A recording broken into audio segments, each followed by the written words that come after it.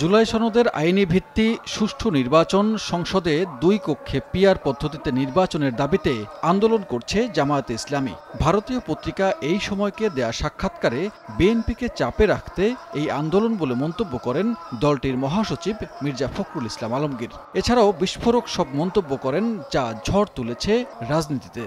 মির্জা ফখরুলের দাবি অস্বীকার করে জামায়াত বলছে তাদের আন্দোলন জনগণের দাবি। ৩০টি আসন ছাড় নিয়ে সমঝোতার প্রস্তাবও মিথ্যা। এই ধরনের কোনো আলোচনা ওনাদের সাথে আমাদের কোনো পর্যায়ে হয়নি। আমরা এই ব্যাপারে আমাদের পক্ষ থেকে একটা বক্তব্য আমরা দিচ্ছি আর কি। আমাদের জানা মতো এটা একটা অসত্য বক্তব্য। এই ধরনের কোনো আলোচনা বিএনপির কারো সাথেই হয় নাই। জামায়াতকে আর মাথায় উঠতে দেয়া হবে না। মির্জা ফখরুলের এমন মন্তব্যের প্রতিক্রিয়ায় জামায়াত নেতা বলেন, তারা জনগণের সমর্থন নিয়ে রাজনীতি করেন, কারো মাথায় ওঠার জন্য নয়। অন্তর্বর্তীকালীন সরকারের কাছে আমাদের এই দাবি, যেন কাকে চাপে রাখা বা কাকে খুশি করার জন্য এটা আমরা করি নাই। সাক্ষাৎকারে এনসিপি নিয়েও মন্তব্য করেন মির্জা ফখরুল।